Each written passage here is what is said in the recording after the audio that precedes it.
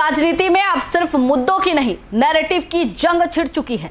एक तरफ मुख्यमंत्री योगी आदित्यनाथ वक्फ के मुद्दे पर समाजवादी पार्टी और कांग्रेस को घेर रहे हैं, तो दूसरी तरफ विपक्ष अयोध्या राम मंदिर से जुड़े कथित चढ़ावा विवाद और दूसरे मुद्दे को लेकर सरकार पर सवाल उठा रही है। ऐसे में बड़ा सवाल यह है कि क्या वक्फ के जरिए बीजेपी विपक्ष के हमले का जवाब दे रही है, और क्या 2027 विधानसभा चुनाव से पहले उत्तर प्रदेश में नैरेटिव की इस लड़ाई में बढ़त किसके हाथ लग रही है। इन सारे सवालों के जवाब जानने के लिए देखिए हमारी ये सत्ता संवाद की खास रिपोर्ट। नमस्कार, मैं हूं प्रिया खरे और आप देख रहे हैं इंडिया डेली लाइव का डिजिटल प्लेटफॉर्म। उत्तर प्रदेश की राजनीति में वक्फ का मुद्दा तेजी से केंद्र में आ गया है।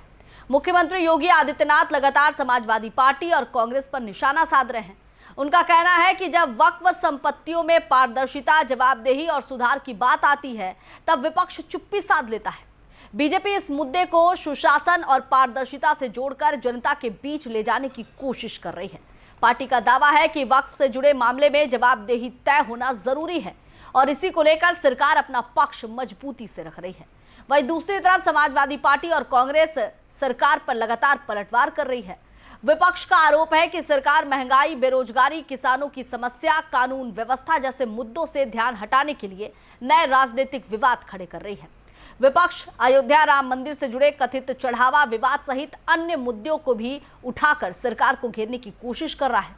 दोनों पक्ष आमने सामने हैं, अपने अपने मुद्दों को जनता के सामने प्रमुखता से रखने में जुटे हैं और आरोप प्रत्यारोप का दौर लगातार तेज हो रहा है। राजनीतिक जानकारों का मानना है कि 2027 विधानसभा चुनाव से पहले उत्तर प्रदेश में अब सिर्फ चुनावी रणनीति नहीं, बल्कि नैरेटिव की लड़ाई भी अहम होती जा रही है। बीजेपी विकास, कानून व्यवस्था, धार्मिक और सांस्कृतिक मुद्दों के साथ साथ वक्फ को भी अपने राजनीतिक विमर्श का हिस्सा बना रही है। वहीं विपक्ष आर्थिक, सामाजिक और प्रशासनिक मुद्दों पर सरकार को घेरने की रणनीति अपना रहा है। ऐसे में दोनों पक्ष जनता के बीच अपनी अपनी राजनीतिक कहानी को मजबूत करने की कोशिश कर रहे हैं। वैसे उत्तर प्रदेश की राजनीति में ये पहली बार नहीं है कि जब किसी बड़े मुद्दे को लेकर सियासी बहस तेज हुई हो, लेकिन 2027 चुनाव से पहले जिस तरह से वक्फ और राम मंदिर से जुड़े मुद्दे पर बयानबाजी बढ़ रही है, उससे साफ है कि आने वाले महीनों में राजनीतिक मुकाबला और भी दिलचस्प होने वाला है। खैर, अब देखना होगा कि जनता के बीच किसका संदेश ज्यादा प्रभावी साबित होता है और कौन अपनी राजनीतिक रणनीति को बेहतर तरीके से स्थापित कर पाता है। फिलहाल उत्तर प्रदेश में वक्फ बनाम राम मंदिर से जुड़े मुद्दों पर सियासत लगातार गर्म है। एक और बीजेपी वक्फ को पारदर्शिता और जवाबदेही का सवाल बता रही है, तो दूसरी ओर विपक्ष सरकार को दूसरे मुद्दों पर घेरने में जुटा है।